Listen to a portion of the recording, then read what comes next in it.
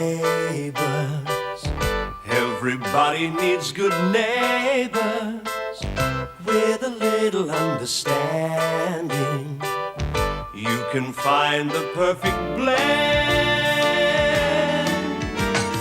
Neighbours should be there for one another. That's when good neighbours become good friends.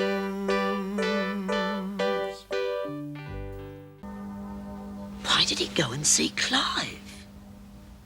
All I know is what Mrs. Mangle told me. That Grandad had an appointment with Clive. I don't think it's anything. He's probably just stacking on a turn to get his own way.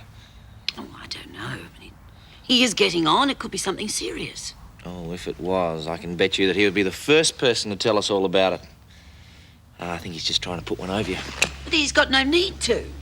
I've already told him that I'll toe the line to get Aunt Maud's money. I think Grandad's going to make you earn every single cent of that money. Be like getting blood out of a stone. Oh, I don't know. You can't be too careful.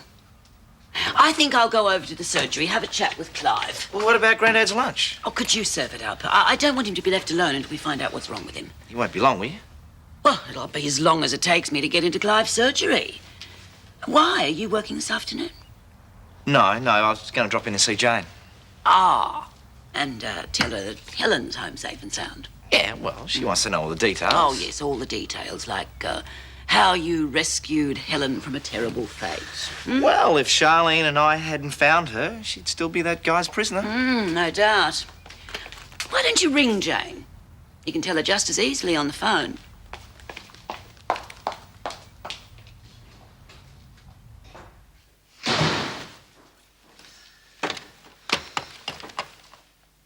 It's white and wine, yeah? Yes, thanks. Would you like to recheck those figures? Okay. Hello, Daniels Corporation. Oh, hi, Shane. Yeah, she is. Just a minute, I'll get her for you. Jane Harris. Oh, that's good news. Hang on a sec.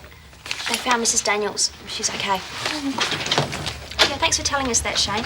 And it's a lot off my mind, Aunt Susan's. Hey. Oh. No, I found a locum to take over while we're away on a honeymoon. Oh, Clive, that's wonderful. You sure you don't mind Sam coming with us? There's no way I want to go busy, anywhere I've really without got- Sam. I've really got to get back to work. Shane. The Romeo of Ramsay Street. Jane doesn't Susan think wants so. me. You think I should say something? Like what? Fire. I don't think I've it'll really work. got to go. Bye-bye. I'm sorry about that. It won't happen again. He doesn't know how to take a hint, does he? I guess he's not used to knockbacks. You're not going to give us a knockback, are you? Susan and I want you to stay with us while your Nan's away. Thanks, Clive, but I can look after myself. That was Nan's idea, wasn't it? Actually, it was mine. We'd be more than happy to have you. Oh, please, Jane, it'd be fun. I don't want to put you two out. You won't be. Look, Jane, your Nan's been worried about a lot of things lately. It'd set her mind at rest about going on holiday if she knew you were with us. Okay. I guess we'll be seeing a lot of each other. I don't mind a bit. You better get out of here before Paul gets in. Well, I'll see you both tonight. I think this calls for a celebration, don't you? Any excuse for a party. Gee, you two seem to really get along. Going home to a guy like Clive makes working all day for Paul bearable. Gale, but it didn't take him long. This is just putting lunch on the table. Oh, thanks, Kelly.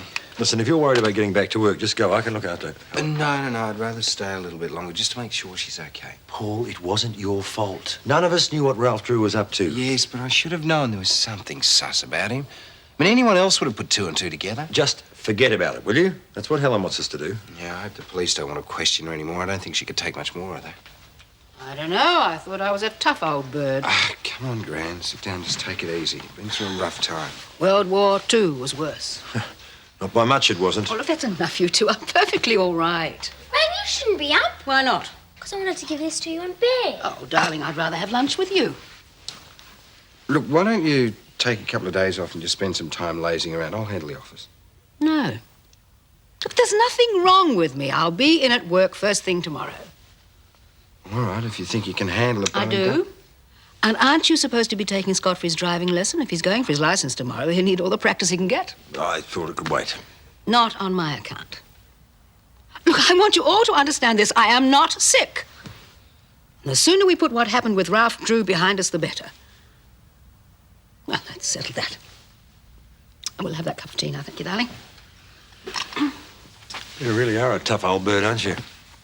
Anyone else would still be in a state of shock.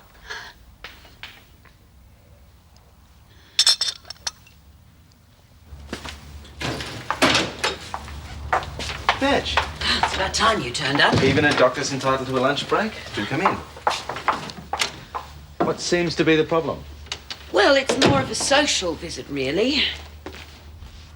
It's Dad. I know he's been to see you, and I want to know what's going on. I'm sorry, Madge, but I can't discuss your father's state of health without his consent. That sounds as though it's serious. I didn't say that.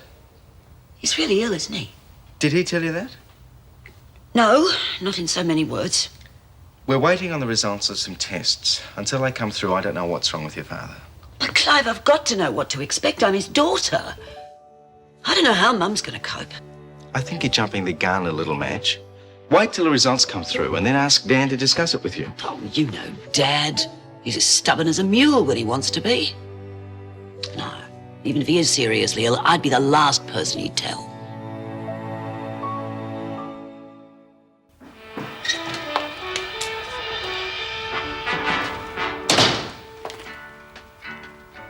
Oh, haven't you got a job to go to? Where's Shane? Now what I know, I'm not his flaming keeper. He was supposed to wait here until I got back. Hey, that's a good movie. Dad, I want to have a talk with you. Can't it wait? No, it can't. I've just been to see Clive about you. Struth, Maggie, what did you do that for? Because I'm worried about you. Oh, in a pig's eye you are. All you care about is getting your hands on Aunt Maud's inheritance. That's not true. Dad, if you've got a problem, I want to know what it is. What did Clive have to say? Nothing much. I got the impression there was something seriously wrong. You had no right to blab. Oh, don't be ridiculous. Are you going to tell me what's wrong, or do I have to drag it out of you? Put a sock in it. I don't have to tell you anything. Oh, you stubborn old goat. I've got a good mind to get on. You like. But you're not going to get anything out of me, including that money, if you're not very careful. Oh, you'll never change, will you? You've always been a cranky old man. I'm beginning to think you were born that way. How Mum puts up with you, I really don't know. I don't mind getting my own way once in a while. But that's something you'll just have to put up with for the time being. Isn't it, Maggie? Oh. Well, in that case, they're correct. Thank heavens for that. I think it's high time we took a lunch break, don't you? I do. What do you feel like? How about one of Daphne's quiches? Sounds good to me. Hey, everything okay? Couldn't be better. Oh, Shane phoned and told us what happened to Mrs. Daniels. It sounds awful. Is she going to be okay? Yeah, no, she's fine. In fact, she'll be back at work first thing in the morning. Oh, is that wise? Well, it was Gran's decision. Maybe you should have talked her out of it. After an ordeal like that, she needs to rest. Look, when I need your opinion on family matters, I think I'll ask for them. In the meantime, why don't you take a leaf out of Jane's book and get back to work? I was about to take my lunch break. Well, I'm afraid that's going to have to wait, because I want you to take some dictation. Oh, where's your shorthand pad? I think it's time we did some straight talking, Paul. And I think it's time that you started respecting my wishes. If I ask you to take dictation, that's exactly what I mean. Now, if you can't accept that, I think you're in the wrong job. You'd love to see me go, wouldn't you? Why don't you make it easy on yourself and just fire me? You said you were going to decide one way or the other. I have. You're fired.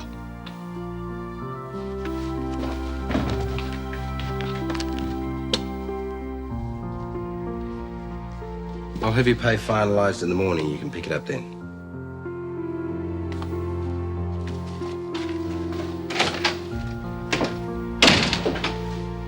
Well, the job's yours if you want it. I told you I wouldn't take Susan's job. Jane, misplaced loyalty isn't going to get you anywhere. Now, you're not going to get as good an offer anywhere else. I'd think about it if I were you.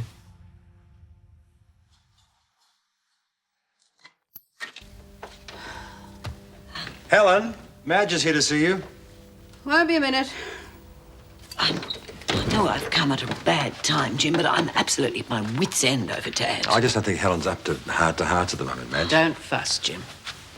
I'll leave you ladies to it. I have some work to do in the garage.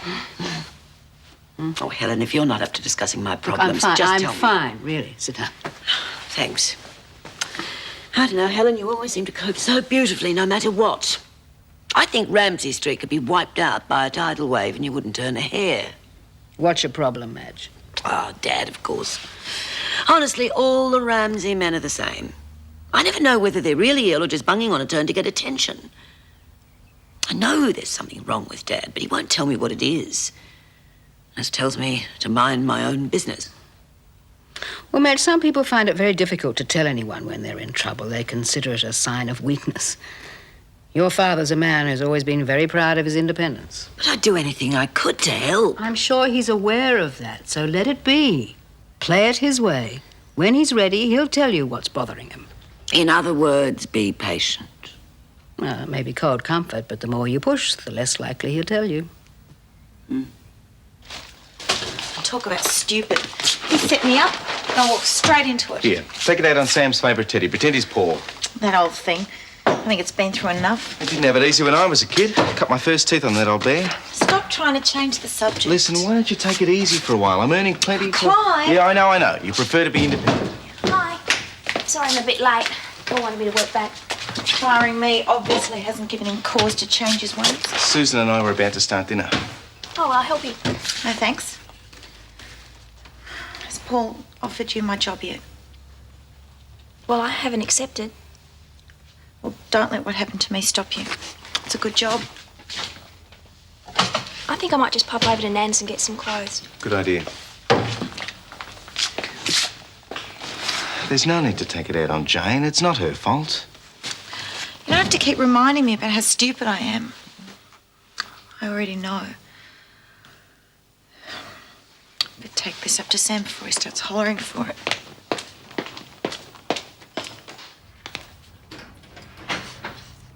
What's that you're cooking? Savoury meatloaf. Can't stand meatloaf. Gives me terrible indigestion. You ate it last time you were here? Look at the state I'm in now. I don't think there's a thing wrong with you, Grandad. Oh, you know everything, I suppose. I know you're giving Auntie Madge a hard time when she doesn't deserve one. She'll be well rewarded when I'm gone. Dad, for the last time, it's not the money I'm worried about, it's you. Oh, that'll be the day. Listen to yourself, Grandad. The only thing wrong with you is your overactive imagination. I need one, if I'm to believe a word that comes out of her mouth.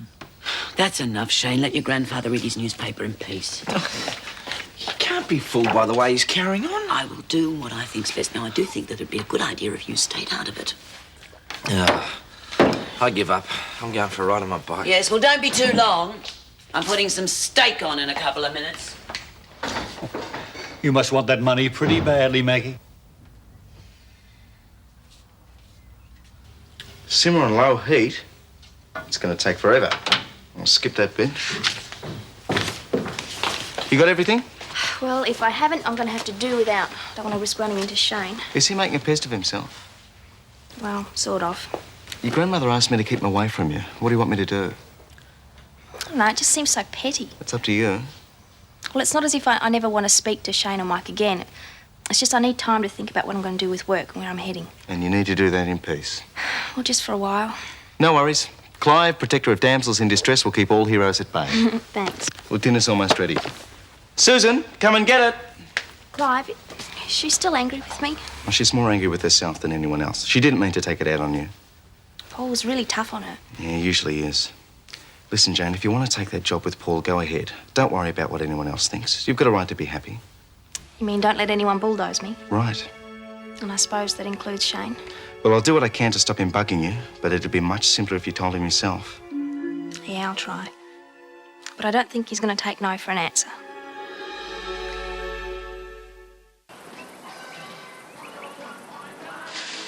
Look, he won't start anything if I come with you. I can look after myself. Look, I can pick up your pay on my way home tonight. Oh, thanks, but I left my checkbook on my desk and I'll need it this morning. If you want some money, I can get you... Cut it out, Clive. I'm not going to get into any slangy matches with Paul. I'll just pick up my checkbook and pay and leave quietly. Oh, hi, Shane. Oh, g'day, Susan. Is Jane here? Oh, well, yeah. Yeah, I saw her come across last night, loaded up with clothes and stuff. Mrs. Mangle's away, isn't she? Yeah. Well, can I see her? Sorry, Shane. Hey? Jane can't see you at the moment. Why? Look, don't take this personally, but I promised Mrs. Mangle that you wouldn't come near her while she was away. Oh, come on. I'm serious. Well, I'll take that from Jane, but not from you. Mrs. Mangle left strict instructions. If I want to see Jane, I will. Hey, sorry, not in this house. Well, what about Mike? Did she leave strict instructions about Mike too? No. What's the use? You didn't like that very much? No, neither did I. Dad, breakfast ready.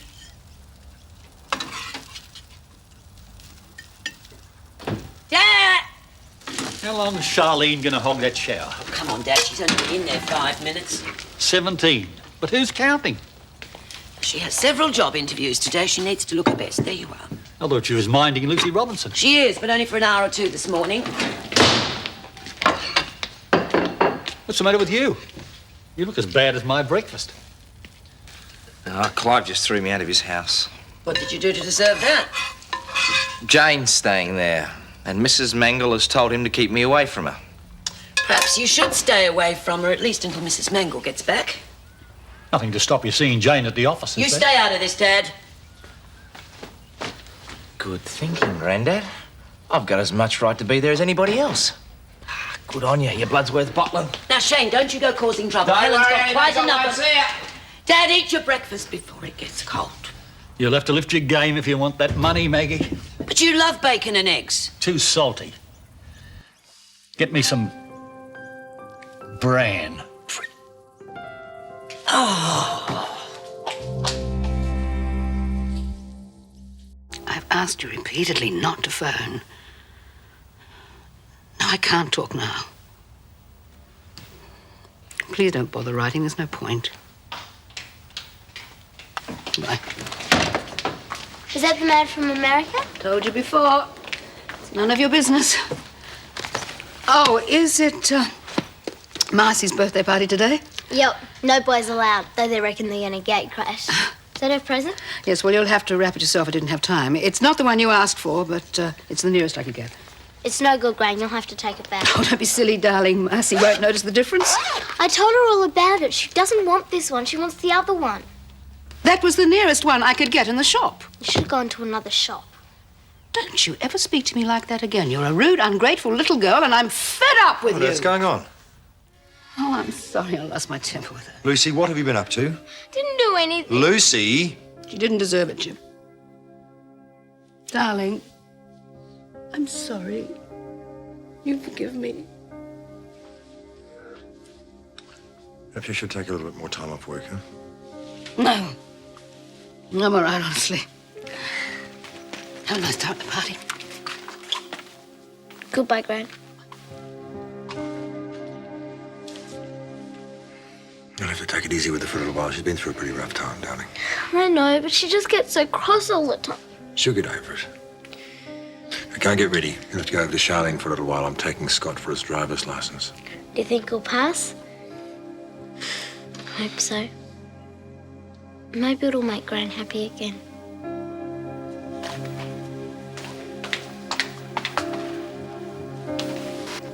I've included your termination pay. After all, I wouldn't want you going short. Thanks. I've only got a few things to collect and then I'll be out of your way. You realise it's going to be very difficult for you to find another job, don't you? Well, I may not bother.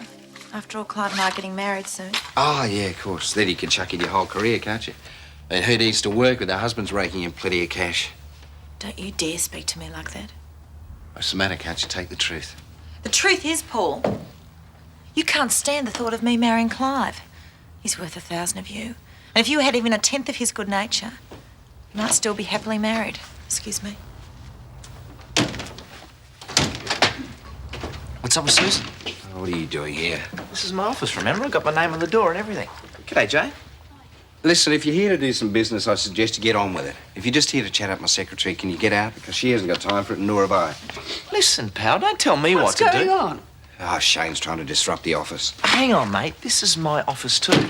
I pay my share of the rent. I can come here any time I want to. That's what you think. Now, you got 1 second to say hello to Jane, and then you either get on with your business or get out. Shane, I can't talk to you right now. I've really got to go to the post office. Jane, wait a minute. There you go. Now, there's no reason for you to stay, is there? So why don't you get out? It's none of your business, Paul. It is my business. Who I go out with and whatever I do is no concern of yours. Just because you... Stop it, both of you! No, I just can't take it anymore. Neighbours, everybody needs good neighbours with a little understanding. You can find the perfect blend. Neighbours should be there for one another. That's when good neighbours become good friends.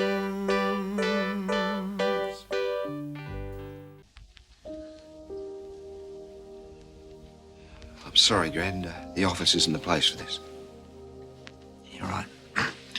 We shouldn't be arguing here. Ray, what on earth do you think you're doing to behave like this? Hanging around Jane like a lovesick teenager, disrupting her work? That's what I told him, Grand. Keep quiet, Paul. I don't know what's wrong with you two. You've been friends since you were children, and now you seem to spend all your time brawling. I'm sorry, Helen. I didn't mean to upset you. I better go. Good on you, Grand. It's about time somebody told him to act his age. Well, you're no better than he is. Your idea of acting like an adult is to use people and throw them away like dirty dishwater. I don't. I saw Susan outside. She was practically in tears, and it isn't the first time. I fired her. What? Oh, she was inefficient. Nobody can be efficient when they're being endlessly picked on. Oh, I've had enough of you and your excuses. I know Terry upset you, but that doesn't give you the right to mistreat everyone you come into contact with. If you're finished, I've got work to do. Then I suggest you get on with it.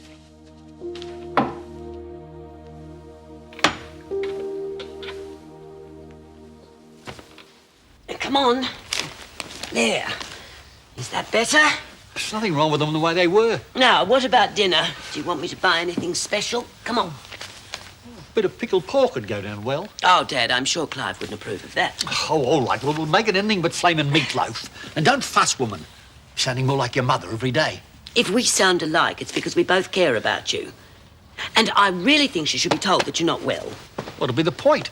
It's bad enough you having kittens without her joining in. Mum, can you think of something for Lucy to do? She says she's bored playing in the backyard. Good, she can come inside and keep Dad amused. Charlie? His driving licence! Did you get it? Yes, first go, not bad, huh? Oh, that's terrific. I'll go and get Lucy and you can give us a lift to the park. I told her to go home. I mean, don't worry about her. She's going to some kid's party later anyway. Well, you can take me for a drive. I can't. Dad won't let me drive until we've had a serious talk about my future. Oh, one of those, eh? What a bore. Hey, can I hang around here for a while? I mean, the lecture isn't something I want to rush home for. Yeah, sure. It's pretty boring around here too at the moment, though. Granddad's still in a bad mood. Well, I reckon I can handle it. The eternal panacea and no prescription charge. Thanks, Clive. How are you feeling now? Better and worse. I can't believe that I behaved like that. I meant the things that I said, but the way I said them, it was inexcusable. A few home truths sometimes do the world of good. Not when the person telling them is out of control. I frightened myself. Think what you did to Shane and Paul. Helen, I'm not just saying this to try and make you feel better, but I think blowing up the way you did was extremely healthy. You've been through an awful lot lately. You were held prisoner by someone who was threatening your life, and you were completely powerless. The ordeal's over, but I'm sure your anger at what happened isn't. And the best way to get rid of that anger is to release it. But not on innocent bystanders. Shane and Paul were unlucky enough to irritate you at a time when you were looking for a reason to explode. I'd be very surprised if you caused them permanent psychological damage. Me too. Okay. Now, what else is bothering you? Am I so transparent? Yes. I'd like to tell you, Clive, but I can't. It's something I have to deal with myself. Well, you're not doing too well so far, are you? No. If I tell you, it's as a doctor, not as a friend. It's both. But either way, it's confidential. Well, I've told Madge and Jim some of this. I just didn't tell them the most important part. Well, you see, Scott, in my day, we didn't wait for our driving licenses. I just started Dad's car up and off I went, like the clappers. Now, Dad, I hope you're not getting overexcited. I'm sure it's not good for you. Oh, I could still put you over my knee if I wanted to, so don't go telling me what's good for me. Women, if it's not one thing, it's another. Well, look at you, sunshine. Do I look okay? Oh, you look great. Well, it's a lovely dress, dear, but don't you think overalls would be more appropriate? Come off it, Mum. You're the one always nagging me to wear dresses. I don't nag, I encourage you. Call it what you like. I really want to get this mechanic's job, and if I have to wear a nice dress to get it, well, that's what I'll wear. I reckon you'll make a bonzer mechanic. Well, I think I'll go for a little stroll. Oh, Dad, do you think that's wise? Don't fuss. Now, somebody's got to keep an eye on you. Perhaps I should take the day off work. Don't you dare. You going to work's the only chance I've got to get some peace.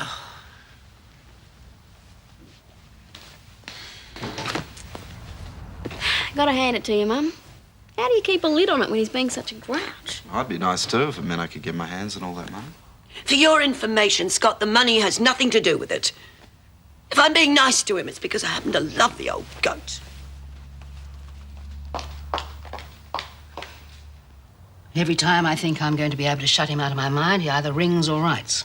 No wonder you've been so edgy. Even so, I think you did the right thing, cutting short the visit to America. Well, there's nothing else I could do. But being away from the problem doesn't make the problem go away. So if you have any miraculous cures on hand, I could certainly do with one. Well, I'm afraid miracle cures aren't in my line, but I can prescribe a tonic. I think this should help. Take one long lunch, followed by the purchase of at least one ridiculously expensive dress. I will take that advice. Do that. Forget about the family. Spend a day on you. Thank you, Clive. I will. And I feel so much better for having spoken to you. Well, bringing a problem out into the open often works that way. Yes, but the trouble is, as long as I love him, the problem can't go away. No. But at least you can feel good about yourself, knowing you're doing the right thing. Yes, but for how long? As long as he keeps pushing it, I'm so afraid that one day I might give in. And if I do that, I don't think I'll be able to live with myself. I really don't.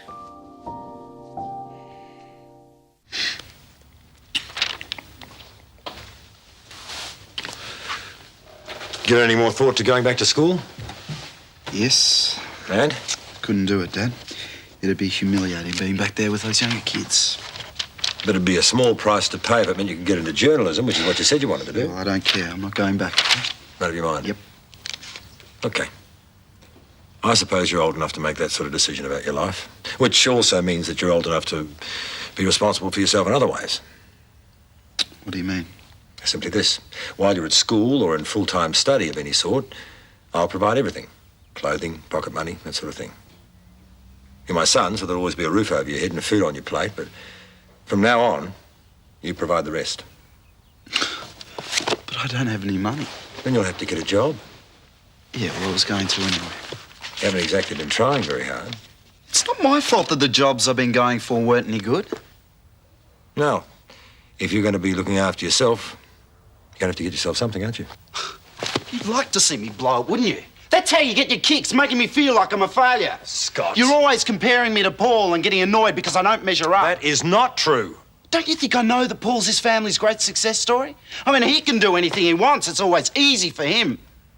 Paul can do some things, you can do others. Paul wouldn't have the patience to put together that book about your grandmother. I bet he could if he wanted to. And you'd think he'd done it much better than I could, wouldn't you?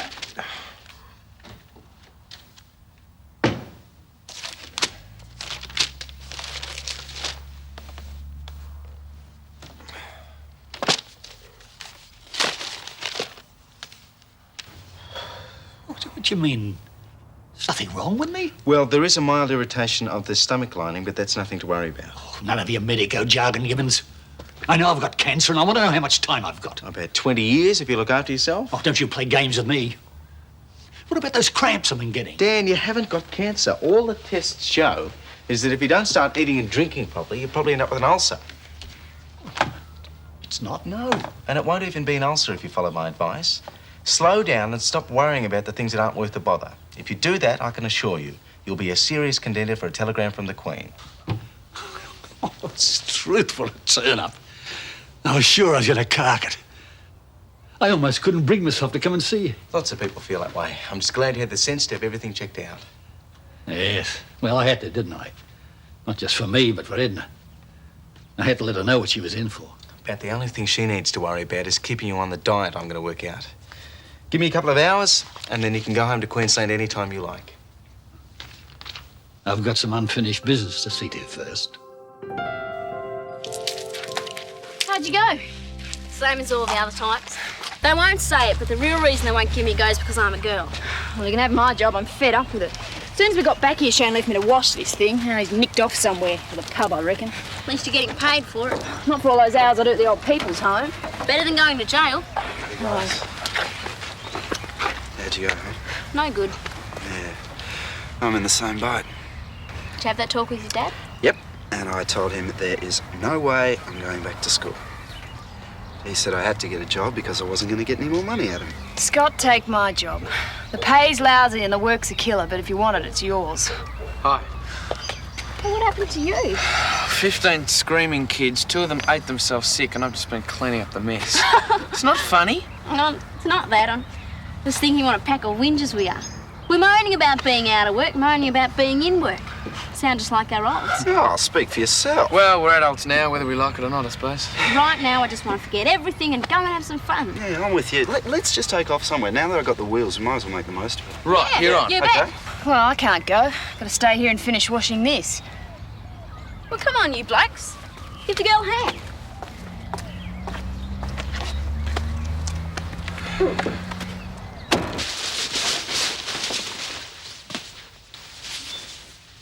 Do you like this?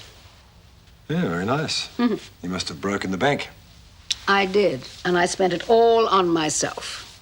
Well, if that's the effect it has, you ought to do that more often. Of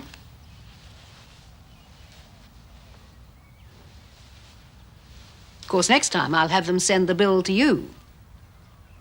Sure. Oh, I'm sorry. It's Scott's book. It's got me hooked. It's that good, isn't it?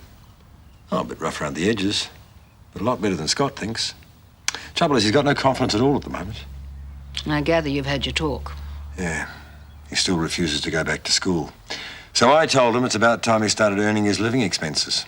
Oh. A bit tough. No, it's probably what he needs. Trouble is, he's got so little confidence at the moment, I don't think any employer would have him. There might be something I can do for him, using this. Hello, Paul. How's it going? Oh, yeah, fine, thanks. Gran, can I have a word with you, please? I just want to say I'm sorry if I upset you this morning. But you still don't agree with what I said? No. Well, I have an apology, too. I lost my temper, and I'm sorry. However, I still don't agree with the way you treat people. Gran, come off it. I'm trying to run a business. All right, have it your own way, but I think there's something you've forgotten. We had an agreement about Susan. Now, I was the one to hire her, and if necessary, I was the one to fire her. You. And as far as I'm concerned, that agreement still stands.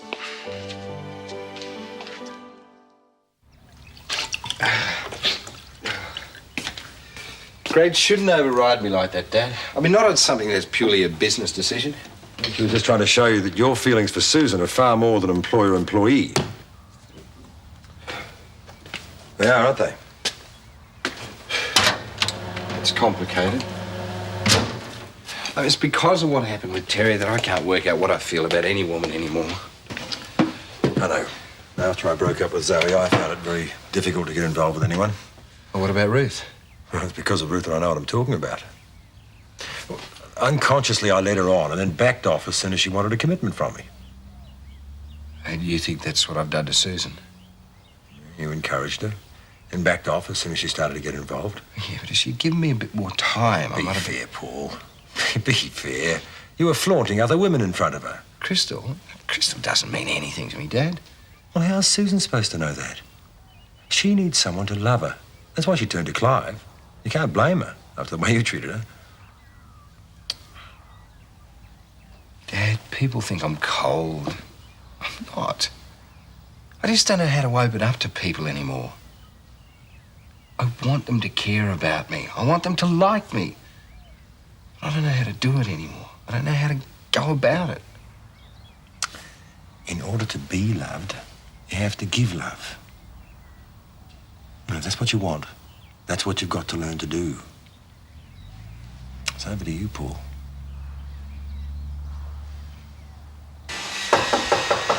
Come in. Is the doctor in or out? Off duty, and he'd prefer to stay that way. This is personal. What's the problem? Well, I copped a bit of a lecture. From Helen this morning about the way that I've been behaving. I've been thinking about it all day. taking it out on poor old Kelly at work. And I think that Helen's probably right.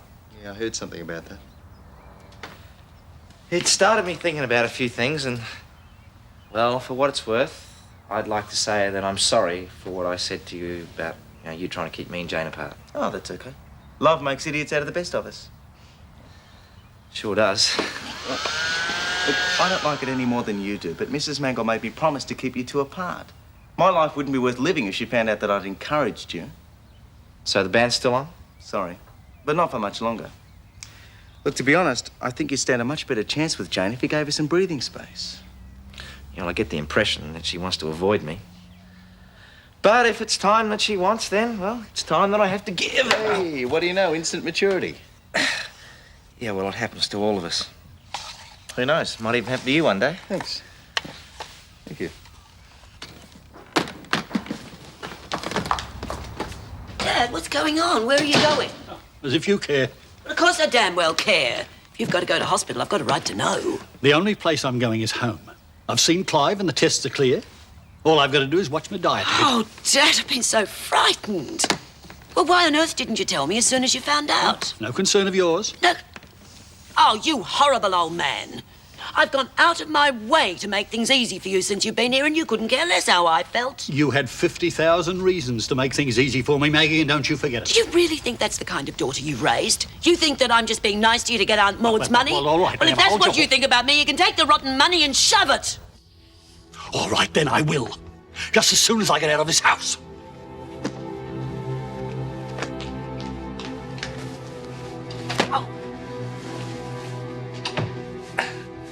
Honey Madge, do you realise what you've just thrown away?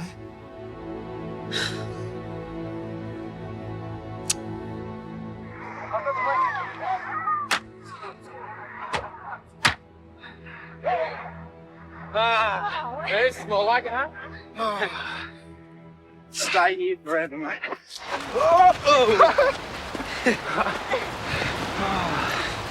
No one to hassle me about going to work, school, or being a responsible adult. Now, hang on.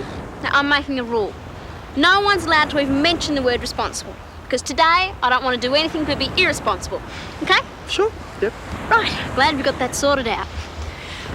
Gee, the water looks great. Hey, listen, why don't we all go for a swim? Looks a bit cold, doesn't it? Besides, you didn't bring your togs. Well, it's not that cold. Anyway, who needs them? What? Skiddy dipping, you mate? Yeah, well, Charlene's all for a bit of irresponsibility.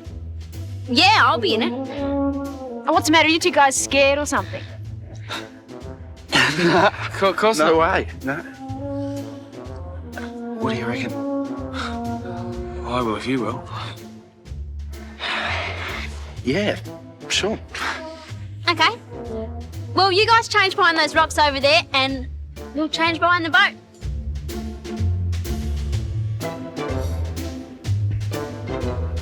My mum would freak if she could see me now.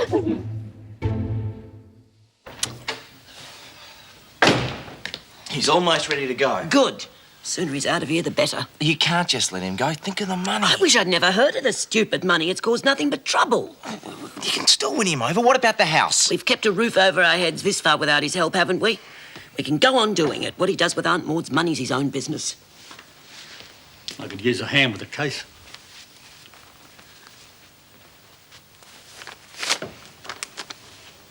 What's that? It'll cover my board. Oh, you silly, stubborn old fool. You know you've always got a home here, and it's got nothing to do with any money. It's because I love you. Now, hang on, Maggie. Take a look at what's inside. Go on, Honey Madge.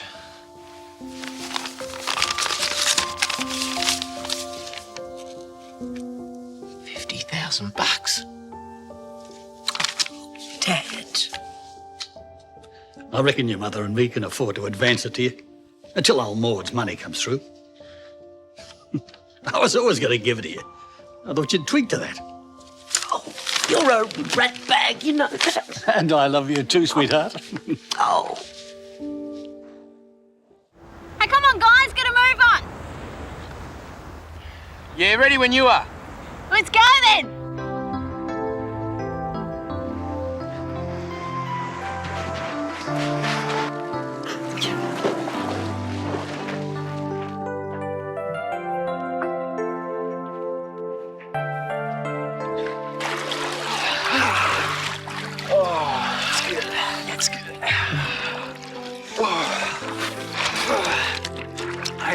Where are the girls? Hey, look!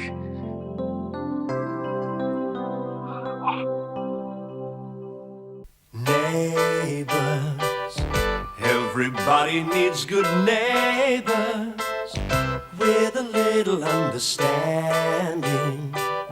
You can find the perfect blend. Neighbours should be there for one another. That's when good neighbours become good friends.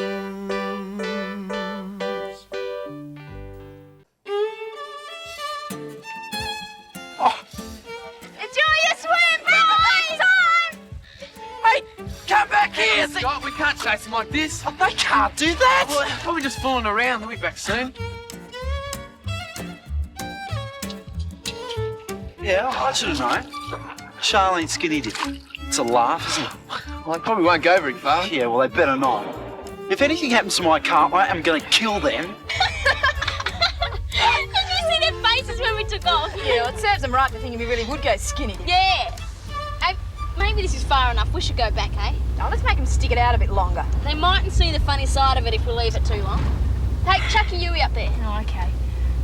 Hey, the steering feels a bit funny. I reckon we might have a flat. Better get out and check.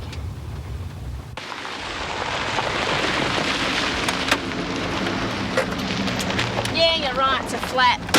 Open the boot. Hope spare's okay. G'day, girls. Flat tire. No, we always park this way. Need a man to give you a hand? No, thanks. We're right. Look, there's a pub up the road. When you girls are finished, drop in. I'll buy you a drink. Show you a good time. You see this?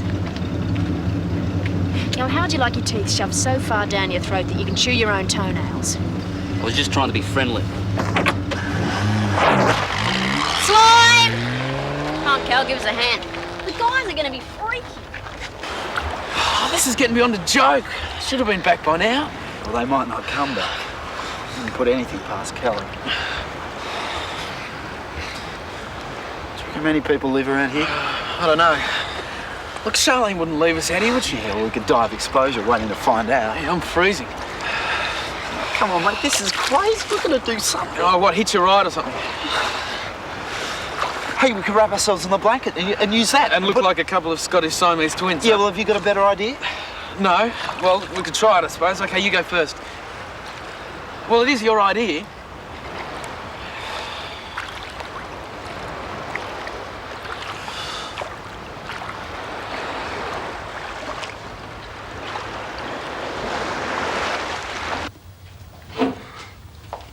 So what's this bit here?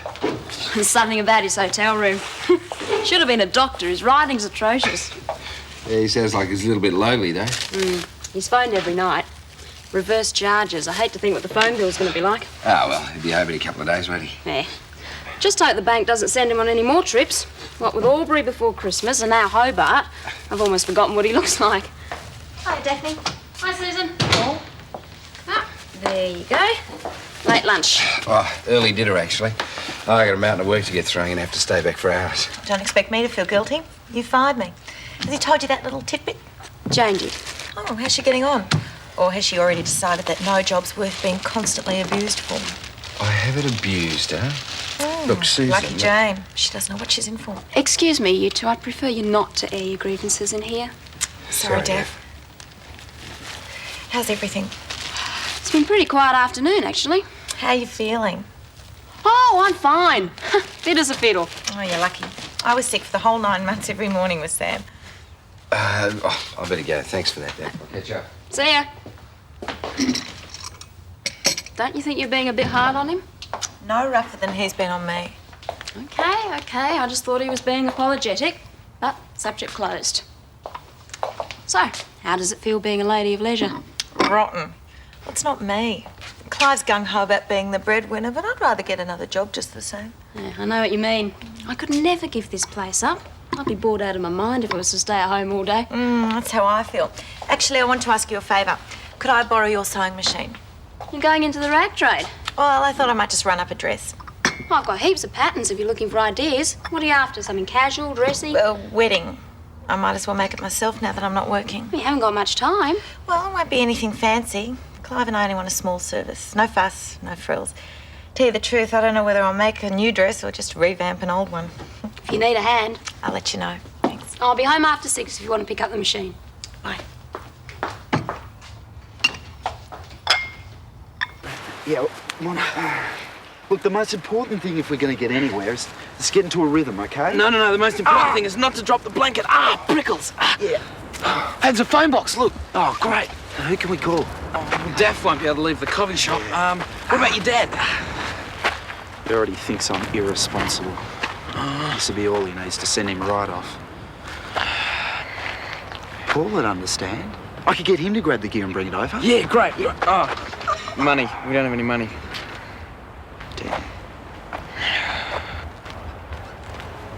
Bingo, over here. I can't ask her. Not a better idea. Good heavens, I know karate. Great. Look, we need to make an urgent phone call. Could you lend us 20 cents? Yeah, look, a couple of our friends played a practical joke on us and we need to call someone to come and pick us up. Well, you do look in rather a predicament. You are, and I'd change my friends if I were you. Thanks a lot. Bye. Bye-bye. Boys. Yep. Come on out.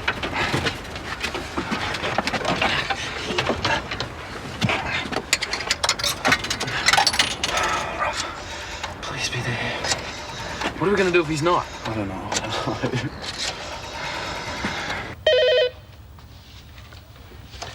Good afternoon, Daniels Corporation.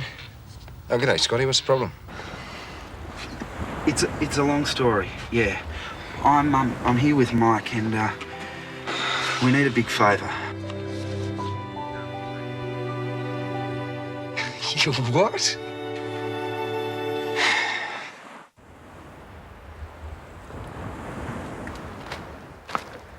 Quick, hurry up, guys. Here come the cops. Oh, looks like the Vice Squad, too. That's very funny, Paul. Well, if it isn't the Incredible Hulk. And I thought it was Superman that got changed in phone. Yeah, ha-ha, Paul, ha-ha. Thanks for coming, mate. You're a lifesaver. No worries. Listen, just out of interest, how did you guys get into this?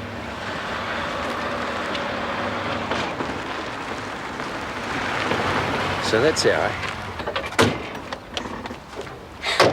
Have we been looking for you everywhere up the beach?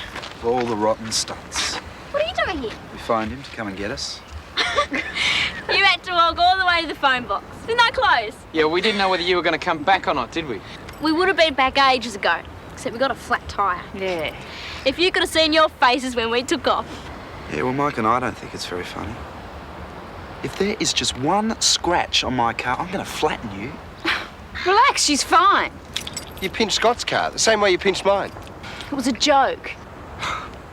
Little old ladies' handbags, now it's cars. I mean, there's just no stopping you, is there? Daphne is wasting her time with you. I said it was only a joke. Can't see anyone laughing.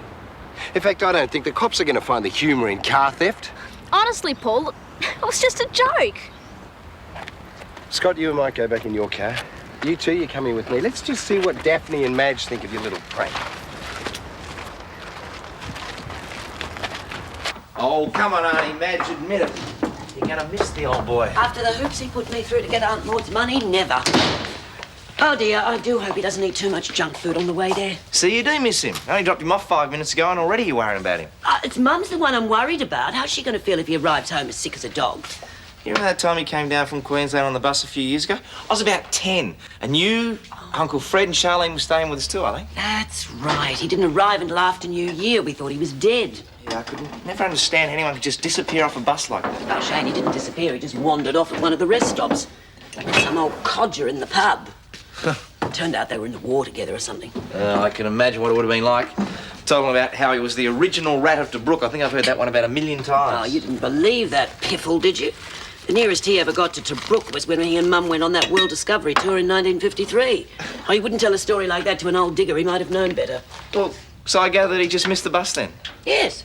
Oh, his newfound friend took him home for some home brew, you see, and he went off on a bender for nearly a week until the next bus was due. Do you know, to this day, he swears he sent Mum a telegram. Never got it, of course. Yep, it's typical of the old boy.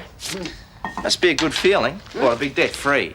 I mean, this 50 grand's going to pay off your half of the loan on the house. Oh, no, just a minute, Shane. I'm still going to help you with the loan. I'm not going to leave it all up to you. It's your inheritance. Yes, and it's up to me how to dispose of it. So the subject's closed. Now, if you really want to be useful, you can peel some potatoes for me. Like father, like daughter, hey?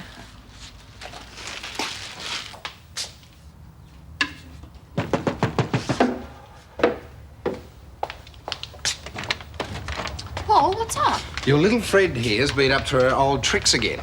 Oh, no. What is it this time? Well, she decided to take Scott's car for a joyride this time. I thought you said you were all going to the beach. Oh, they did. While Scott and Mike were skinny dipping, Kelly and Charlene decided to take off with their clothes and the car. We were only having some fun.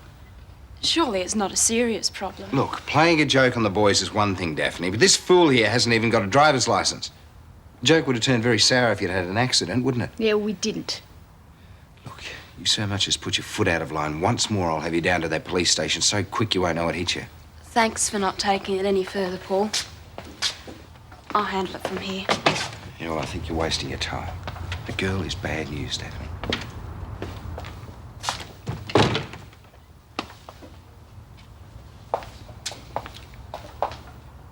Of all the crazy stunts. Wasn't as bad as he's making out. It was harmless. You took a car without permission and drove it without a license. Paul means what he says, Kelly. You've got to stay out of trouble if you want to stay out of jail. I'm tired of apologising to people just because you can't resist the odd practical joke. I'm warning you. Any more and you're on your own. I'm sorry. You would have laughed, though, if you'd seen the look on their faces when we drove off with their gear. Kelly, it's not funny. Well, didn't you ever do something like that? Not since I was about 5, no. It's a pity.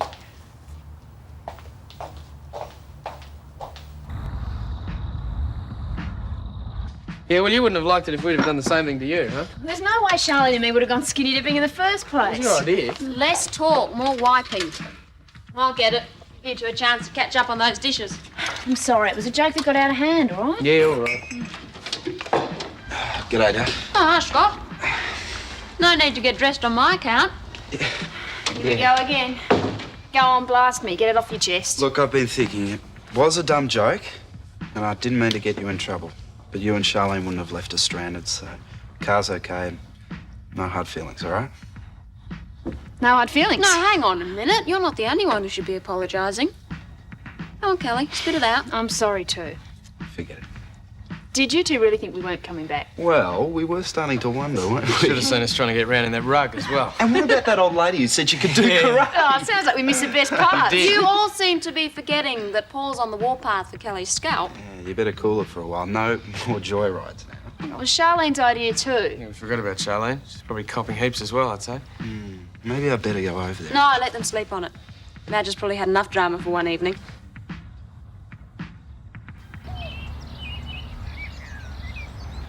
I don't know how you got through your HSC, Charlene. I thought it was designed for intelligent people. We didn't go very far, and it was only an old beach road. There was hardly any traffic. Everything would have been just fine if we hadn't copped a flat. Paul's carrying on over nothing. He's just getting back at Kelly over the joyride she had in his car. I can't say I blame him. Anyway, eat your breakfast. I don't want to discuss it any further. You've got to be at the Robinsons in 15 minutes to babysit Lucy. I know, what a drag. And I don't want you seeing too much of that Kelly Morgan.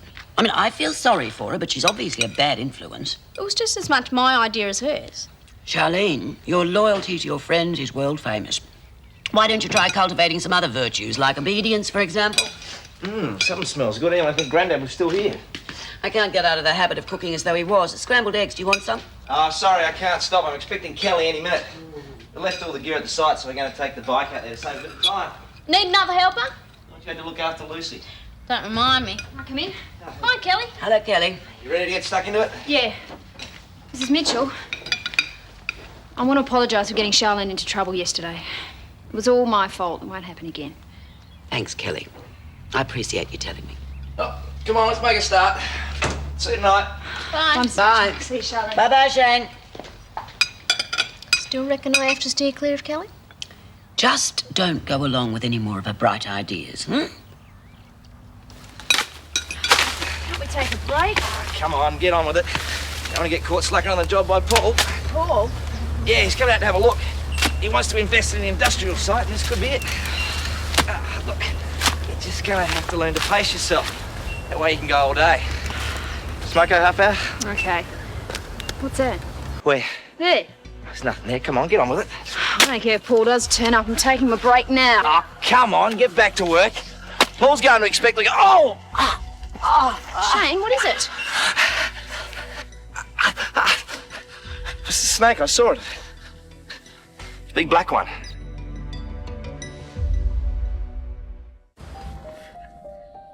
Right. Now stay still, I'm going for help. But it's miles to the nearest hospital. Yeah, well, I'll have to take the bike and find a phone box. Oh, no way. If the cops pick you up, no, I'll go. What happens if you pass out on the bike? Stay still. The more you move, the quicker the poison's going to spread. All right. But, look, the keys are in the bike. Get to a phone and phone an ambulance. And Kelly, hurry.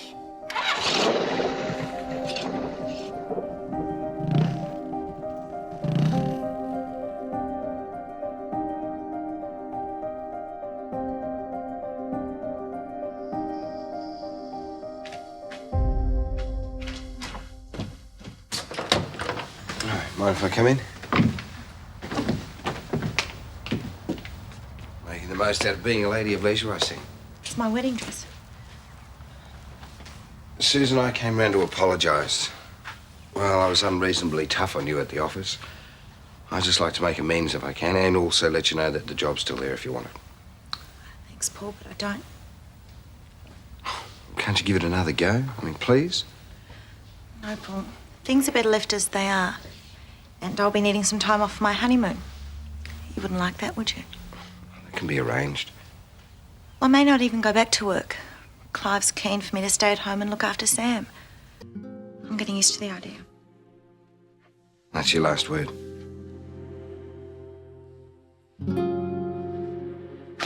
Gran may try and talk you into coming back, of course. She won't succeed. Now, if you'll excuse me, just because I'm not working for you doesn't mean I haven't got plenty to do.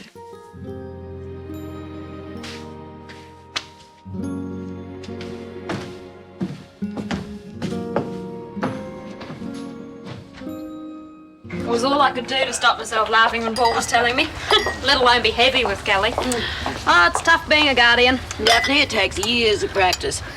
You know, I went through Charlene like a dose of salts, and then I felt terrible because I pulled almost exactly the same stunt on Max and Tom when we were kids. You? I don't believe it. You should have seen them coming home with only a blue cattle dog as cover. I don't know who was more put out, them or the dog. Do you know, to this day, they still don't know who took their clothes. Well, it was very silly of Kelly to take the car, though. Yes, well, Charlene should have known better, too. Have you heard about Clive and Susan? No, what? Susan started to make the wedding dress. Oh, well, the big day's not very far off. Well, that's just it. Apparently, it's not going to be a big day. They just want a small service. Yeah, Susan told me. It's not very Clive, is it? Remember how he organised our wedding? And all the trouble he went to for Dan and Edna? Clive Gibbons wouldn't know the meaning of the word small affair. It's up to us to make it a day they won't forget. Oh, I don't know, Daphne. I think that if Susan wants a small wedding, we should respect her wishes. You leave Susan to me, I'll talk her around. We've got to make it really special. Maybe if we could come up with some theme or other. Something crazy but with style. Or we'll think of something. Oh, we'll make it the wedding of the decade. Move over Andrew and Fergie. Here come Clive and Susan.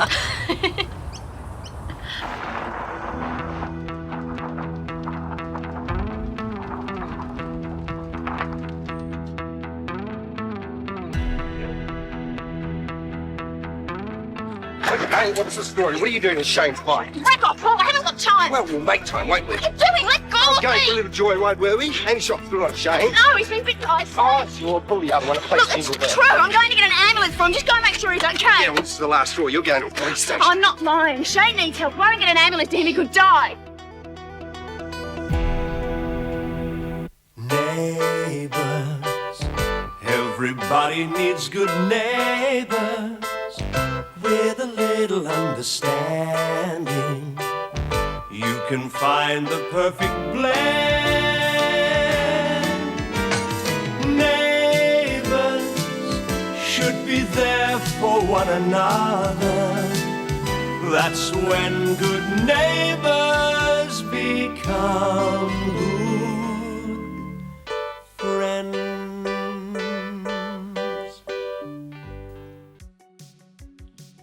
What have you two been buying? Clive's wedding outfit. Don't tell me it's a monkey suit. Go ahead, have fun at my expense. Far be it from me to deny two ladies a giggle. Am I allowed a sneak preview? And ruin my big entrance on the day? Certainly not. Oh, I see. Trying to steal the limelight again, are we? What, from Susan? Never. Wouldn't be possible. Don't be too sure. The way my dressmaking's going, I'll be lucky if I have a thing to wear. A nude wedding. Why didn't I think of that? I thought the machine might give you trouble. Do you want some help? Oh, do I ever? Thanks, Daphne. You're a lifesaver. No, I'm a lifesaver. She runs a coffee shop. Imagine I were wondering if there was anything else we could do to help. There's really not much else to do. Just the dress. Well, it's going to be very small. The service, that is, not the dress. Definitely not the dress. It's a pity you're keeping it so private. I think the whole district would love to see you two get married. Surprisingly, he's very popular around here. Yeah, don't be upset if we get a few gorillograms on the day. Oh, I feel really selfish. Clive would like a big wedding too. Yep. Personally, I would like to see us get hitched under floodlights at the cricket ground, live via satellite. We could have the bridesmaids in green and gold instead of boring old white. We could have a World Series wedding. That's not quite what Madge and I had in mind, Clive. Well, I just hate to be a wet blanket. It's just, well, it's Sam. I'm not ashamed of him or anything. I just want people who understand it all to be there. Hey, hold on. I wasn't going to put an invitation up on the notice board. How many people have been making comments about Sam? You're right. I can only think of one, Mrs. Mangle. I think she's even forgotten about it lately. I think she actually likes Sam. Exactly. You're being much too sensitive. Thanks, Daphne. I'd love you and Madge to help me with the wedding. I promise we won't do anything without checking with you first. Oh, hi, Helen. Morning tea time already. I am a bit early. No, Clive. Susan, I was hoping I was going to run into you today. Hi, Helen. Would you mind coming back to the office with me for a while? There are a few things we should talk about. I don't think that's such a good idea. Well, there's no need to worry about Paul. He's off looking at land somewhere. Well, okay. But I don't think there's much to discuss. I'll see you at home later. Suits me. See you later, Daphne. Bye. Bye, Clive. So glad Susan's letting us help, especially after all the trouble you went to when Des and I got married. Oh, Daph, it's going to be great. Do sit down. I assume this has got something to do with my job. Paul said you'd try and talk me into coming back. And that makes you nervous? Yep. Well, hear me out anyway. I'm not going to try and push you into anything. Fair enough. Well, to begin with, Paul had no right to fire you. I made it pretty hard for him to do anything else. Perhaps. But you see, when you were employed, as I was doing the hiring, then it was up to me to do the firing, if needs be. Were you trying to protect me? No, not quite. Paul was trying to protect himself. You see, he was convinced that because you have a baby, that you wouldn't be coming to work. His attitude was that as I was determined to employ you, then I'd have to be the one to give you the bad news when he was proven right. You really fought for me to have this job, didn't you? Yes, I did. And as far as I'm concerned, it's still yours. I already told Paul I wouldn't come back. It'd only cause troubles. I'm not so sure. He's beginning to... Well, let's just say that he's beginning to reassess his values. Well, he did apologise. Everything else about the job's great. So you will come back? Home James is desperate for you. You know how I hate the paperwork. You're right. It'd take me just a day to sort out your desk. Then you will do it. Yeah. But if Paul starts heavying me, I'm afraid you won't see me for dust. Oh, well, hopefully that situation won't arise this time. Maybe. Susan, you don't still care for Paul, do you? I mean, that isn't part of the problem. No, of course not. I'm marrying Clive. Oh, I know. It was a silly question, I suppose. Oh, can you start back straight away? I'll have to phone Mrs. Kirkwood. I said I'd pick up Sam at lunchtime, but I'm sure she could keep him for the afternoon. Oh, good. Sorry, love. Our mechanics are slack enough as it is without having a girl to distract them. You could always sue him. He was being sexist. You could get a whole lot of money out of him and never have to work at all. Hey, you should be a lawyer when you leave school. Do they make a lot of money? They sure do. Then I'll be one. Do you want to ring any more of these jobs? No, not now. It's too depressing. All right, then. Let's go outside. Take it easy, mate.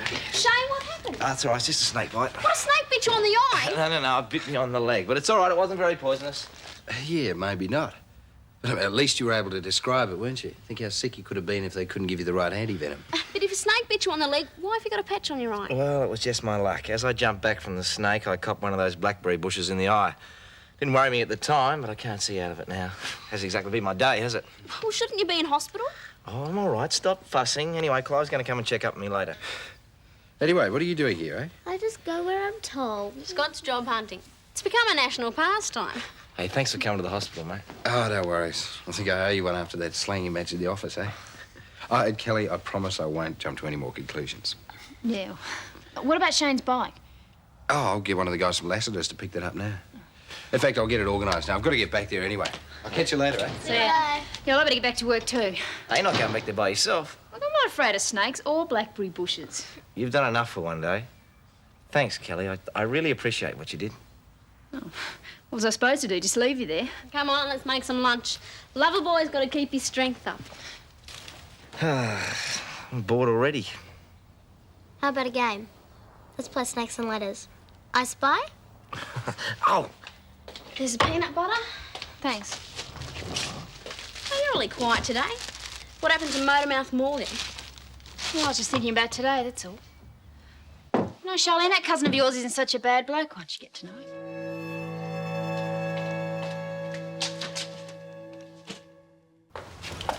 Are you sure Shane's all right? Well, he must be. He's still giving orders. Who to? Well, he won't let me go back to work on my own. That's probably not such a bad idea. I don't want you being bitten by a snake too. What, you afraid it'll die?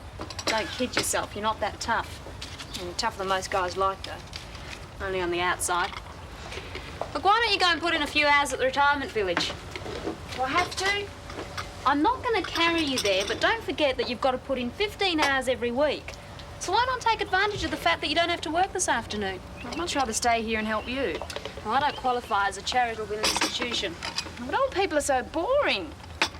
That is the silliest generalisation I've ever heard. Yeah, well, they are at that place.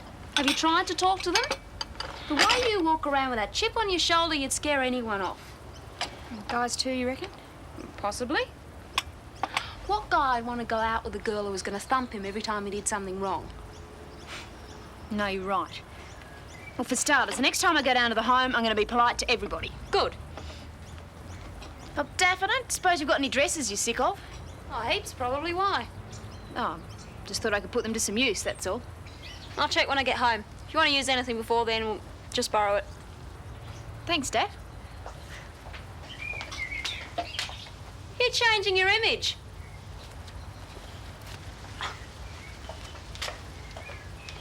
I don't see why I can't go back to work.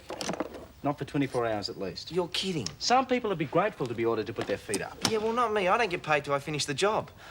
Well, I suppose there's one consolation, though. You can't stop Jane from seeing me now. Oh, no, there you're wrong. My brief is to stop you seeing her. Oh, good. Will you tell Jane how sick I am? She just might come running. The Hippocratic Oath prevents me lying about matters medical. I'm not asking you to lie. Just exaggerate a I little. don't know, Shane. It's not fair getting Jane's sympathy under false pretences. Yeah, well, it'd be different as one of your schemes, though, wouldn't it? These are all we could find. Well, you've obviously got your slaves nicely organised. I'll be back to check on you later. Is he okay? Yeah, he'll live. See ya. See you later. Bye. Good. Now you can get your own stuff. And I can get to the shops. I haven't got anything for dinner, and I promised Mum. If you're going down the street, could you call in at Paul's office? Yeah, I've got to take Lucy there. Why? Tell Jane how sick I am? But you're not. You're as bad as Clive. Can't you bung it on a bit? No, I'm not going to let Jane get all worried over nothing. I could talk to Jane for you. Would you? No worries. Oh, make it sound really But good, it'll like cost I'm you, though. really sick. Would you rather I hadn't come back? I will. It's your job. Actually, I'm glad you're here. It's a bit scary on my own. I don't know nearly enough. Well, I better teach you fast, because the minute Paul gets back in, I'll probably be out on my ear again. He's a bit outnumbered with Mrs. Daniels and the two of us. Paul's the boss. Don't forget that. He doesn't.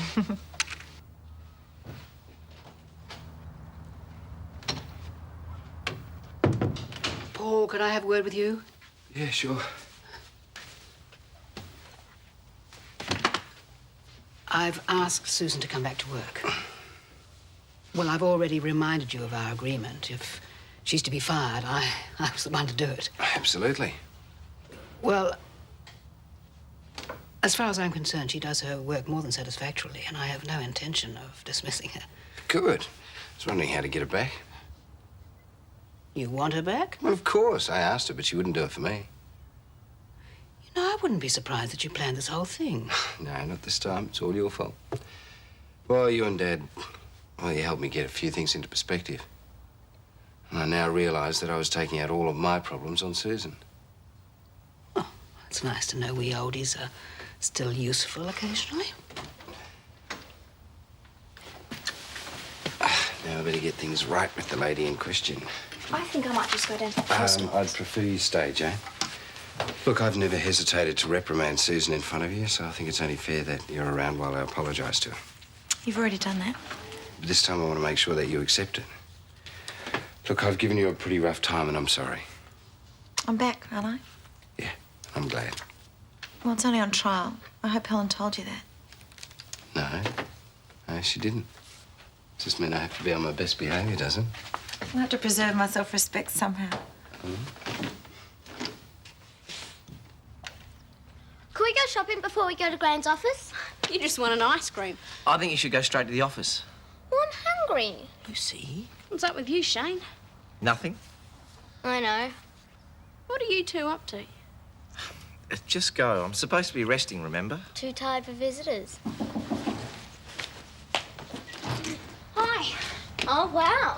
What are we all dressed up for? I'm not. I'm sure Shane will love it. G'day, Kelly. What are you doing back? I just thought I'd better check up on you. Oh, all right. Is there anything I can get you? TV guy? Yeah, sure. You look different. What do you reckon? I mean, do you really think so? Oh, I know. You're wearing a dress. Looks good. Thanks. And if you could get those invoices finished, I'd appreciate that too. No problem. Look, I meant what I said before. I am glad you're back. Hi. I need some decisions about the wedding. Have you got time to talk? Sure. I can stay back and finish these. Good. I thought we could work on the guest list. Oh, start writing. There's Madge, of course. Charlene, Shane, the Robinsons. Including Paul? Of course. Now, let's see. Who else is there? Knew I shouldn't be interrupting you at work. Hi, Paul. Maybe I could come over this evening. Good idea. I'll see you then. Bye. See ya. Look, sorry to interrupt, but could you get that finished before you go too? Can't see why not. Also, we need to talk. Well, there isn't time right now because I've got to do these. Well, when you're finished, can we talk then, please? Hi. Daph said you were back. Hi. Where's Jane? Oh, she's just gone to the post office with Grant. She'll be back soon. Do you want to wait inside? Okay. Well, I'll get on with the shopping. See you, bye. See you later. 5 minutes. That's all I ask. Shane had to lie there for hours while Kelly went to get help. He didn't know if the snake had gone or anything. Gee, I'm glad it wasn't me. Snake probably went for its life. Would have been more frightened than Shane. Shane didn't know that, Gran. He had to go to hospital in an ambulance with the siren going and a patch over his eye. How come? Well, he scratched his eye on a bush when he was trying to get away from the snake. He might even go blind. I'd like to go and see how he is, just to make sure. Yes, well, wait a minute. Darling, is he still in the hospital? Well, no, he's at home. Oh, but he feels awful, Jane. Oh, stop exaggerating, Lucy. Jane, Shane is fine. He just needs a little time to take it easy, that's all. Well, I'd still like to make sure he's okay, if that's all right. Of course it is. Great. Thanks, Mrs. Daniels. Susan, can I give you a lift home? No, thanks. I've got some things to finish off here. Oh, well, I don't mind waiting for a few minutes. No, it's okay, Gran. I'll give Susan a lift home. All right, then. Come on, darling. I'll see you both tomorrow. It was great going out with Ron. Never a dull moment. You were too young to have a boyfriend. No, I wasn't. Besides, there was a whole gang of us. We just used to get on our bikes and head off somewhere. No, I did that once. Once, we used to do it all the time. I'll never forget the night we camped out in the sands pit. We woke up in the middle of the night nearly drowning because the tide had come in. You were lucky you weren't sleeping on Lila's. You'd probably be in New Zealand by now. I must be in the wrong house. I heard that Shane Ramsay was on his deathbed. Yeah, well, I am. All right, until she walked in. Hi, Kelly. Kelly's just been trying to cheer me up. Well, Looks like she's doing a great job. I think I might leave her to it. Oh, no, don't do that. Kelly was just going, weren't she? No. Yes, you were. Daphne wants you, remember? He's an ungrateful cretin. Leave you to the snakes next time. Oh, don't be like that, Kelly. I am grateful, honest. Sure. See you in the blackberry bushes. You know, you really don't deserve visitors if you're going to treat them like that. Oh, I'll make it up to her. I need to talk to you. Kelly, wait a minute. Did you get all the shopping done like Mummy asked? What's eating you? Nothing. What do you want? Just wondered how you got on with Shane. Don't know what you're talking about. Oh, not so good, huh? Even if I was interested in your stupid cousin, there wouldn't be much point, would there? He can't see past Jane Harris. Is Jane in there now? Yeah, so what? Look, let me dump this stuff at home and I'll come over to your place. What for? Well, I thought I could show you how to do yourself up a bit. Shane's a sucker for a pretty face. Forget it. Don't need any help from a goody-goody like you. Goody. So, how much did you pay Lucy? You found out about that, did you? Not much, but it was worth every cent of it because it got you here. Yeah, only to see you putting on an act. Don't I get any sympathy? I'm glad to see that it was nothing more serious, but I think it's a lousy trick, pretending you're on death's door just to get me over here. I thought it was quite smart. Look, Shane, you've got to back off. You've just got to give me some breathing space. Move over Ramsay, make way for Young, eh? It's got nothing to do with Mike. I'm not interested in going out with anyone at the moment. My career's too important. At Paul's office? No, not necessarily. I haven't made up my mind about that yet. I still might go straight to uni. I wouldn't stop you. Maybe not, but it'd be pretty hard trying to concentrate while you bash up any guy that looks twice at me. You should be flattered that I care so much about you. Anyway, it was Mike who threw the first punch, not me. That doesn't matter. I think you're a really nice guy and, well, I want us to be friends. And you don't want any more than that? Nothing more I can say then? Goodbye, Shane.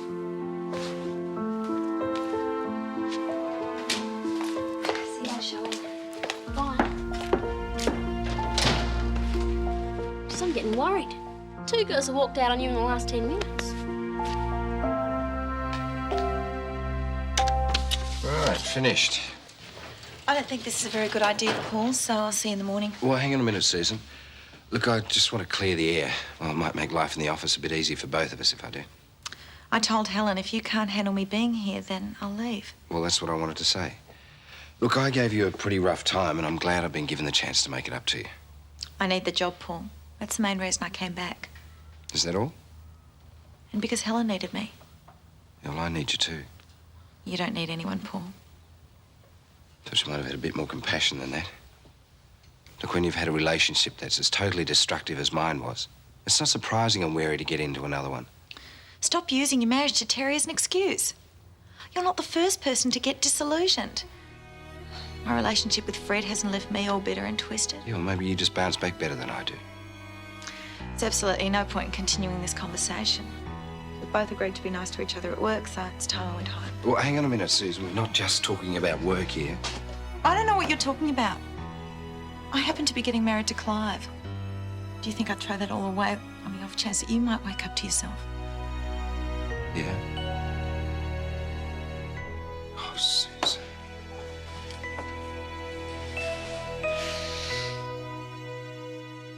Neighbours, everybody needs good neighbours with a little understanding. You can find the perfect blend. Neighbours should be there for one another. That's when good neighbours become good friends. Oh, what am I doing? I should have my head read. Why? You don't love Clive? And you don't love me.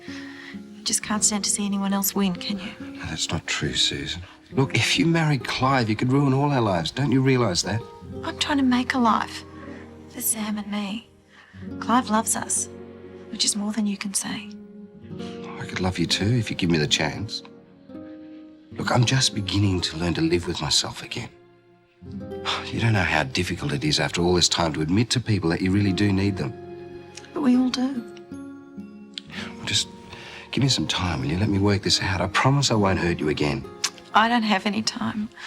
I'm getting married. Yeah, but you can't go through with that. I have to. If it wasn't for Clive, I don't know what would have happened to Sam and me. Oh, Susan, you don't marry somebody because you're grateful. You marry them because you love them. What am I supposed to say to him? Sorry, Clive, you've done nothing to deserve this, but it's all off. Something like that. Could you please get out of here? We've still got some plates left. I do want to get home early. There's a lot to do before Des gets home tonight. Oh, like what? The house is so clean it squeaks. There's enough gourmet food in the fridge to turn him into a human blimp. Is there anything wrong with wanting to spoil my husband? No, but you're carrying on like he's coming back from the snows of Siberia. I mean, maybe I just better warn him before he comes back. He can handle it. Hi. Hi. Can I talk to you? I'm just on my way home. We can chat as we walk if you like. It'd be better if we could go somewhere more private. Please, Daphne, it's important. Sure. Come into the kitchen if you like. Look after things here, will you, Chad? Yeah, no worries.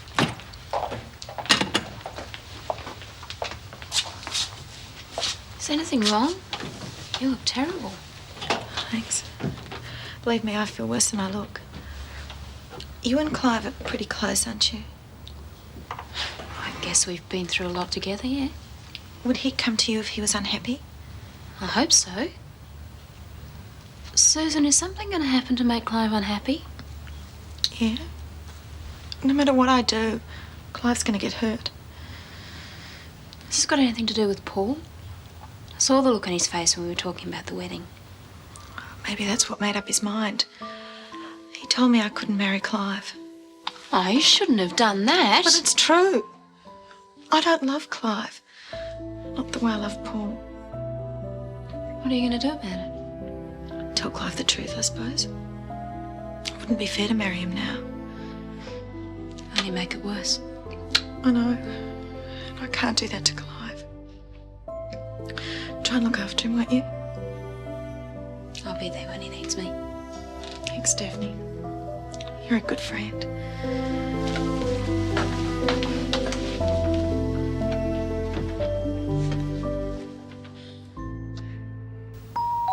It's not locked. It's you. My, aren't we cheerful? What's up with your feet? It's those stupid shoes. Oh, the things women have to suffer. Wouldn't have anything to do with my cousin, would it? Who cares about him? Oh, well. Guess he wouldn't be interested to know that Jane just gave him the flick then. Yeah? So what's the big deal? Oh, nothing. Just, well, if someone was interested, now'd be the time to go for it. Hit him when they're down, I always say. Oh, Shane reckons I'm one of the blokes. Well, we'll just have to show him different. What's his wee business? How come you're so interested in helping? It's my good deed for the week. Sure, just don't do me any favours, all right? Well, do you really reckon I could make him notice me? Well, we can try. Do something with your hair, put on some makeup. Worked with Jane. Okay, but nothing too flash. Trust me. Now, we'll start with your eyebrows. I need a mirror. Oh, there's one in the bedroom. Stay I'll there. Get it. I'll get it. Get the tweezers out of my kit. How's the retirement home? There are plenty of men, but they're all at least 90 not out. Sounds lousy. Oh, some of them aren't too bad. You know, there's this one old bird, Minnie. She really gives the matron heaps. She even wanted me to ring SP Bookie for her. I would have too, but I was only new then. Now, hold your hair back. She even reckoned she'd go me halves on her winnings. Ow! No bloke's worth this. Not even Shane? Bobby's mum was sure he'd swallowed all her birth control pills and she was frantic. Oh, I bet. Would it be dangerous? I wouldn't have done him any good. But the kid looked so pleased with himself that I had second thoughts and sent his mum out into the waiting room.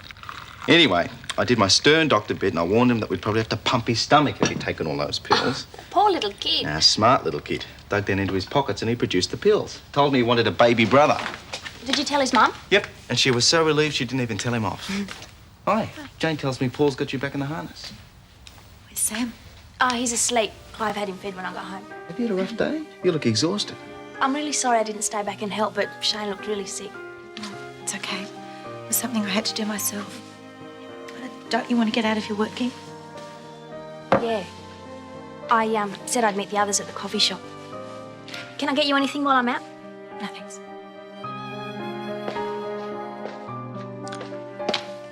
talk to you. Sure. Let me tell you what the pride of the medical profession accomplished today. This is important. It was important to Mrs. Fielding, too. She thought her son had sterilised himself because he'd taken all the... Listen to me. OK. What's your problem? I can't marry you.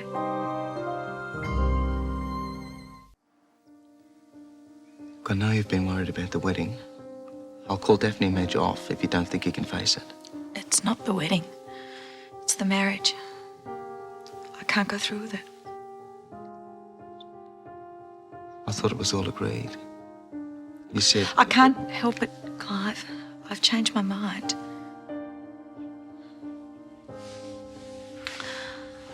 You've been... Well, you've been the best friend I've ever had. And you're very, very dear to me. All the things you've done for Sam and All I Madge. wanted was for it to be perfect. A home, you, Sam, maybe more kids later on. I love you, Susan. Why can't you love me? I don't know. Your love is something I'll value dearly. But I can't return it. Not the way you want me to. I don't suppose this has got anything to do with going back to working for Paul. What's he told you? That I'm not good enough? I can't hold the job down? He told me that he cares for me and he wants us to build a future together. And you believed him? My God, Susan, haven't you been hurt enough? You have to lay yourself out like some damn carpet for him to walk all over?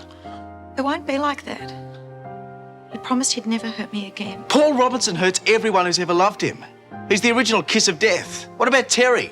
I'm not Terry. Don't be so stupid. Do you really think Paul cares about anyone but himself? What's he done? Promised you marriage and a mansion on the hill? We haven't talked about marriage yet. No, of course not. You never will. Always be business first and you are sad last. What about Sam? Where does he fit into Paul's plans? Somewhere between the latest merger and a client's dinner party. I'm not going to let this happen. Now, you may not love me, but I am not going to let you do this to yourself or Sam. Just think about it. Use your head, Susan. I have been. And I was wrong. I have to follow my heart, not my head. Can't you see what you're doing? You are throwing it all away.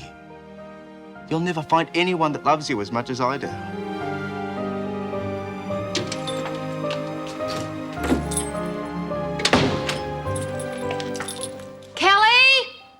Pick up this mess. Sorry, Dev. I'll put it away. In the dirty clothes basket, please. And try and keep the place tidy. You know Des is coming home tonight. Okay, if Mark will only mess it up again. No, he won't. Not if he knows what's good for him. Hey, what have you done to your eyes? Nothing. No, come on. Let's have a look. I plucked my eyebrows. Oh, first dresses, now eyebrows. What's next, makeup? Maybe, so what? Oh, come on, don't be like that. I think it's great. You're not doing this all for Shane's benefit, are you? Of course not. And now some of those people at the home are great. I reckon I got off easy working there. Oh, Shane had better watch out, otherwise he's going to lose his star worker. Hi. Come in. Are you all right? Hi, Shorty. Do you mind bringing over for a visit, eh? We got him a new get-up for the wedding yet? It's a pity he's not old. I reckon he'd look great all dolled up. You're right. He's too little. Yeah, I guess so. My little brother was in my cousin's wedding. He was only 4. Why don't you take Sam into my room? You can borrow my makeup kit if you like. All right. Come on, Shorty. You reckon I'm beautiful enough, don't you? Hey? She's good with him. She loves kids. Well, you didn't come over here to talk about babies. Have you spoken to Clive? I tried. Must have been very hard for both of you. It was worse than that. Oh, Daph, what am I going to do? I got a gut full of those employment people. I reckon I must have answered about 6,000 questions today, yeah. Tell me about it. At least they'll see you. The minute they find out C. Mitchell is Charlene, they'll say, go home, little girl, you don't want to get dirty. I hate to say I told you so. But Don't you dare. Come on, pay up. It's time to go home. Rotten capitalist. This'll have to be my last milkshake for the week. Babysitting money doesn't go far these days. Hey, I'll shout. Oh, great. Thanks. That's what I like to see, a girl who knows how to shout a few drinks. You can't let Jane pay. Well, yes, I can. When she's working and I'm not, I can. Yeah, me too. Thanks, Jane. It's okay. Today was payday anyway. What a lovely word. What's it like working for Paul? Fabulous, I'll bet. Has he got you goose-stepping around the office yet? No, actually, it's really good. I don't know whether he'll keep me on though now that Susan's back. Well, at least you've got experience if you want to do something else later. Yeah. I'd like to stay though. Paul's really good to work for. He is, Scott. He explains everything and he's really patient and... Well, he just makes you feel like you've got something to contribute. Listen to it. Now, Jane, I know you're a free woman after this afternoon, but don't you go falling for the boss. Oh, come on. He's good to work for, that's all. What's this free woman bit? My poor cousin's got a broken heart since Jane said she wants to be a career woman. Cut it out, Charlene. I just want to get a good start on my job. Getting my future together is more important than men right now, that's all. Yeah? You ought to get your priorities in order. I don't think you need to worry about Shane. Mad Dog Morgan was trying to chat him up this afternoon. Ah, talk about falling for the boss, eh? She hates Shane, doesn't she? Not anymore, she doesn't. And she was wearing a dress today. Didn't even think she had a dress. Come on, Kelly's okay. Yeah, I know, but would you want to go out with her? I mean, she's not exactly Princess Di or No, I anything. wouldn't say that. You guys used to think the same thing about me, remember? Plain Jane Superbrain? No, I didn't mean that. I mean, you sort of came up good after a bit of work. Thanks very much. He didn't mean you're ugly or anything. Come on, Silvertongue. Better get you out of here before you really get yourself into trouble. Look, I might just help Mike clean up a bit for a while, okay? I'm not really looking forward to facing my old man about my working prospects. Gotta face him sometime. May as well get it over with. But he's just going to start yelling at me again. Oh, It's just poor gonna baby. See you, Mike. See you later. Ta-da. Bye. Lucy, get the telephone, please.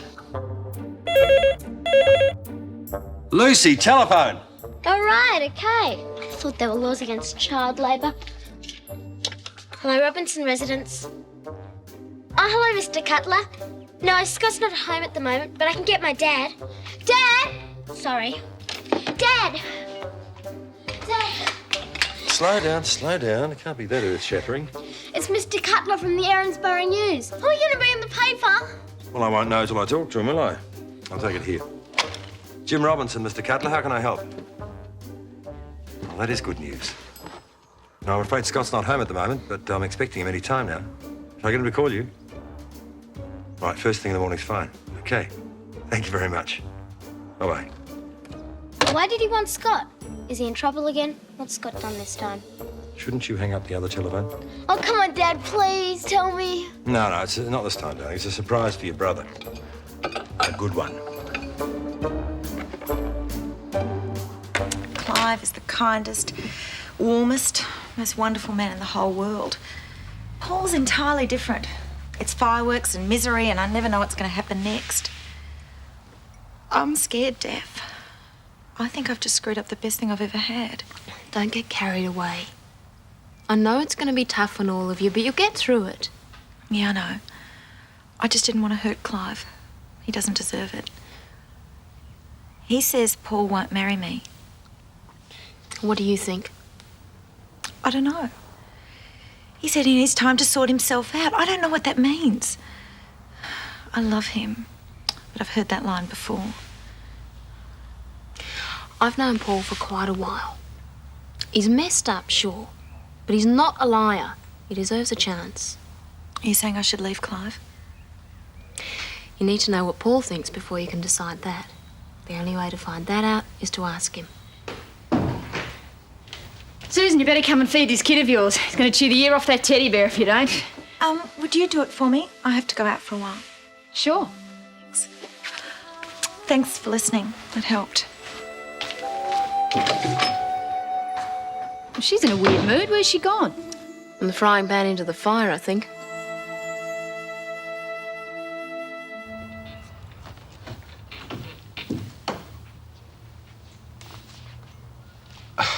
Didn't expect you back tonight. Well, how did he take it? Telling him was one of the cruelest things I've ever done. You know what? In spite of everything, he still wants to marry me. Yeah, but you're not going to, are you?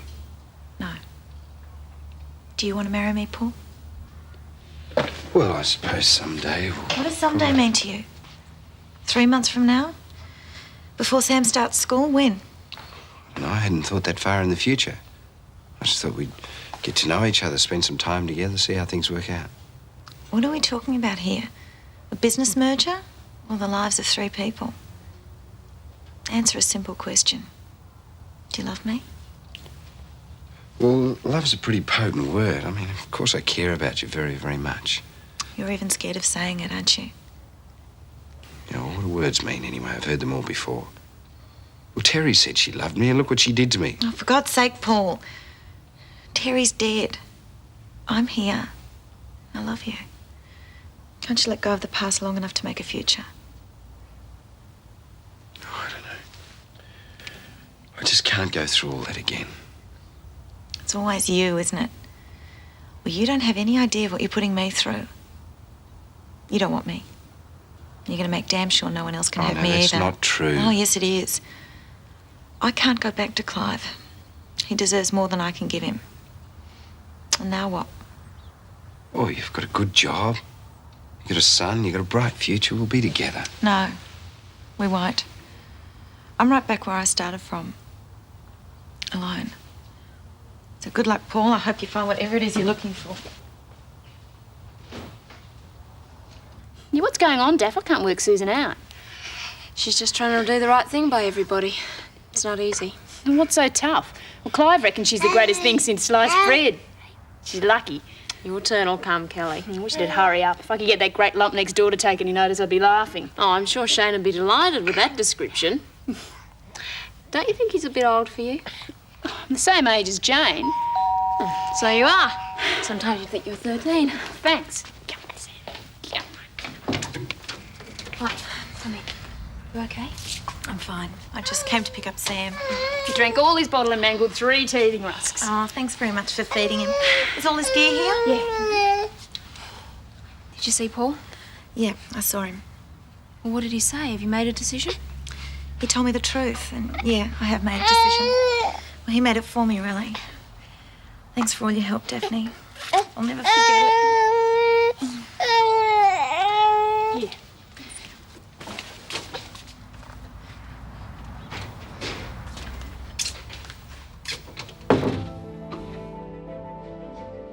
Do you know what she's on about?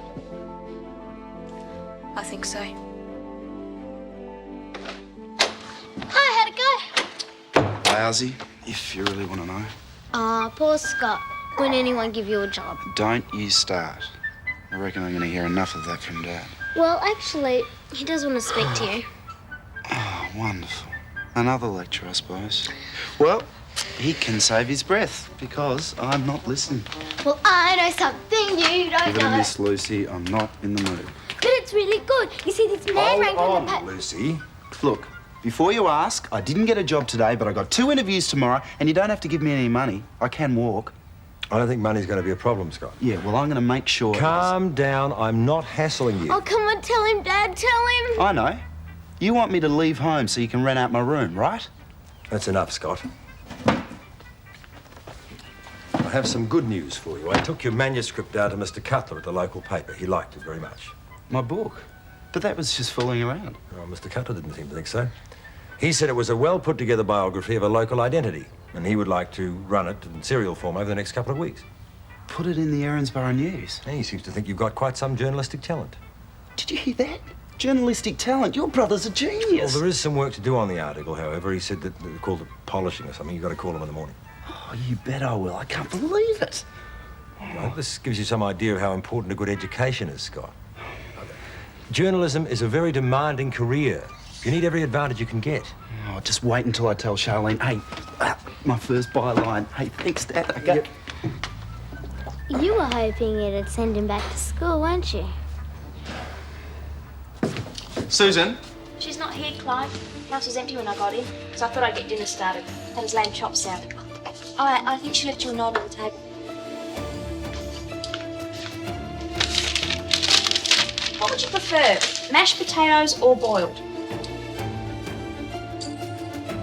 Right? She's gone.